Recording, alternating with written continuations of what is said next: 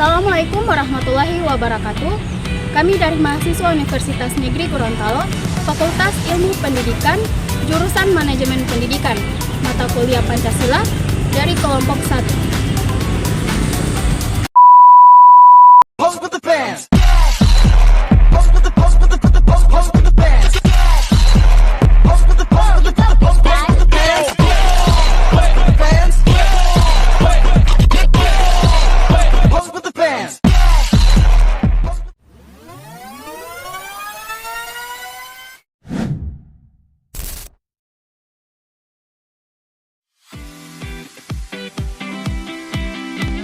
Tugas ini kami buat untuk memenuhi tugas mata kuliah Pancasila yang diampu oleh Ibu Yuli Adani, SPD MPD.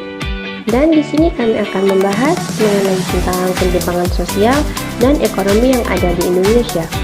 Di sini terdiri dari 4 poin, dan untuk lebih jelasnya, silahkan simak video berikut ini.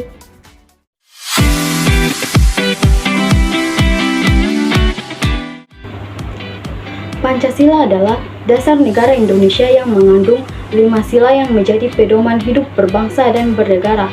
Salah satu prinsip utama dalam Pancasila adalah keadilan sosial bagi seluruh rakyat Indonesia yang terdapat dalam sila kelima yang berbunyi keadilan sosial bagi seluruh rakyat Indonesia. Prinsip ini menekankan bahwa setiap warga negara berhak mendapatkan kesempatan yang sama dalam hal kesejahteraan, pendidikan, kesehatan, dan pekerjaan tanpa adanya diskriminasi. Namun, dalam praktiknya, ketimpangan sosial dan ekonomi masih terjadi di Indonesia.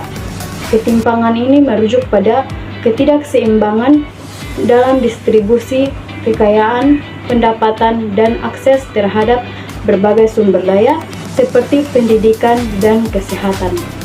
Hal ini sangat bertentangan dengan nilai keadilan yang terkandung dalam Pancasila, khususnya dalam sila kelima yang menginginkan agar semua rakyat Indonesia dapat hidup dengan sejahtera dan adil.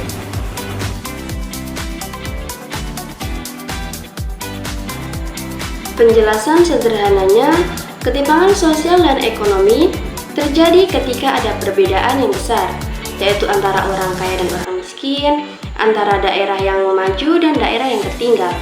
Sebagai contoh, di kota besar seperti kota Jakarta, kota Surabaya, dan kota lainnya, orang-orang cenderung memiliki akses lebih mudah ke pekerjaan yang lebih baik, pendidikan yang lebih berkualitas, dan fasilitas kesehatan yang lengkap. Namun, sementara itu di daerah-daerah terpencil atau miskin, akses terhadap hal-hal tersebut sangat-sangat terbatas. Pancasila mengajarkan bahwa semua rakyat Indonesia seharusnya bisa mendapatkan kesempatan yang sama untuk meraih kesejahteraan, namun kenyataannya masih banyak yang tertinggal. Contoh ketimpangan sosial dan ekonomi di Indonesia itu seperti perbedaan antara kota dan desa. Contohnya dalam dunia nyata yaitu Jakarta dan Surabaya adalah kota-kota besar di Indonesia dengan banyaknya kesempatan peluang kerja, fasilitas kesehatan yang canggih, dan pendidikan yang lebih baik. Namun, sebaliknya daerah seperti Papua, Nusa Tenggara Timur, dan Aceh masih banyak yang kekurangan fasilitas dasar seperti sekolah yang memadai, rumah sakit yang lengkap, dan lapangan pekerjaan yang layak. Dampak ketimpangan ini menyebabkan orang yang tinggal di kota besar memiliki peluang yang lebih baik untuk maju secara ekonomi dan sosial. Sedangkan orang yang tinggal di daerah terpencil menghadapi kesulitan yang lebih besar dalam mendapatkan pendidikan dan pekerjaan yang lebih layak. Hal ini sangat bertentangan dengan prinsip keadilan sosial dalam Pancasila yang menginginkan pemerataan dan kesejahteraan. Baik, saya akan melanjutkan pembahasan yang sudah dibahas oleh teman saya tadi. Yang kedua itu ada ketimpangan pendapatan antara kelas sosial.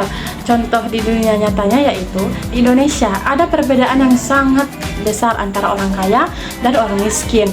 Misalnya, orang yang bekerja di sektor formal seperti pegawai negeri atau manajer di perusahaan besar pasti memiliki penghasilan yang sangat tinggi. Sedangkan berbeda dengan pekerja seperti buruh, petani, dan pedagang kaki lima. Dari contoh di atas pasti memiliki dampak, yang dimana dampaknya itu orang kaya bisa mengakses pendidikan tinggi, perawatan kesehatan terbaik, dan hidup dalam kondisi yang sangat nyaman. Sementara itu, orang miskin seringkali harus berjuang keras untuk memenuhi kebutuhan dasar mereka, kebutuhan dasar mereka seperti tempat tinggal, makan, pendidikan anak-anak mereka. Ketimbangan ini menunjukkan bahwa sila kelima Pancasila yang seharusnya menjamin keadilan sosial belum sepenuhnya tercapai. Selanjutnya yaitu akses terbatas terhadap pendidikan dan kesehatan. Contoh di dunia nyata, banyak anak-anak di daerah terpencil yang kesulitan mendapatkan pekerjaan yang layak karena kurangnya fasilitas pendidikan dan guru yang berkualitas. Begitu juga dengan akses terhadap layanan kesehatan, yang dimana di banyak daerah masyarakat harus menempuh perjalanan jauh untuk mendapatkan perawatan medis yang memadai. Dampaknya yaitu anak-anak di daerah tersebut berisiko untuk tidak mendapatkan pendidikan yang berkualitas, dan juga yang membatasi mereka di masa depan. Begitu juga dengan masalah kesehatan, di mana mereka mungkin tidak dapat menerima pengobatan yang tepat waktu, yang bisa berujung pada masalah kesehatan yang lebih serius. Hal ini menciptakan ketidakadilan dalam akses terhadap kebutuhan dasar yang seharusnya dijamin Pancasila. Pengaruh urbanisasi, contohnya seperti di dunia nyata. Setiap tahun, banyak orang yang datang dari desa-desa ke kota besar, seperti Jakarta, Surabaya, dan Bandung, dengan harapan bisa mendapatkan pekerjaan yang lebih baik. Namun, tidak semua orang berhasil. Beberapa dari mereka hanya mendapatkan pekerjaan dengan penghasilan rendah dan tinggal di daerah kumuh. Nah, dampaknya, walaupun urbanisasi memberi peluang kerja di kota besar, seringkali mereka yang tidak datang dari desa tidak memiliki keterampilan yang memadai untuk mendapatkan pekerjaan yang layak. Nah, mereka akhirnya terjebak dalam pekerjaan informal atau dengan penghasilan rendah.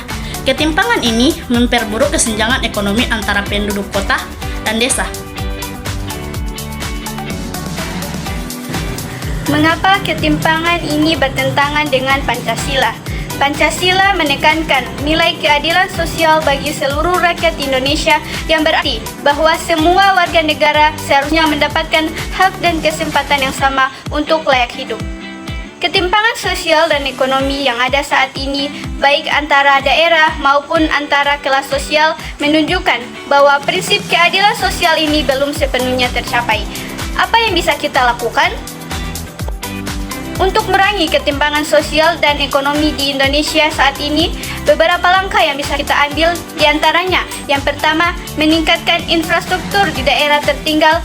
Contohnya seperti pemerintah perlu lebih fokus membangun infrastruktur di luar Pulau Jawa, seperti jalan, sekolah, dan rumah sakit, agar warga di daerah terpencil bisa mendapatkan akses yang lebih baik ke pendidikan dan kesehatan. Yang kedua, meningkatkan kualitas pendidikan. Contohnya seperti pendidikan yang lebih merata di seluruh Indonesia. Perlu diperhatikan dengan memastikan bahwa semua anak, baik di kota maupun di desa, mendapatkan akses yang sama terhadap pendidikan yang berkualitas. Yang ketiga, pemberdayaan ekonomi masyarakat. Contohnya seperti program untuk membantu masyarakat miskin dalam mendapatkan pekerjaan yang layak, seperti pelatihan keterampilan dan dukungan untuk usaha kecil dapat membantu mengurangi kesenjangan pendapatan. Yang terakhir ada peningkatan layanan kesehatan. Contohnya seperti layanan kesehatan yang lebih merata, terutama di daerah terpencil, perlu diperhatikan dengan baik agar masyarakat yang tinggal di sana bisa mendapatkan perawatan medis yang layak.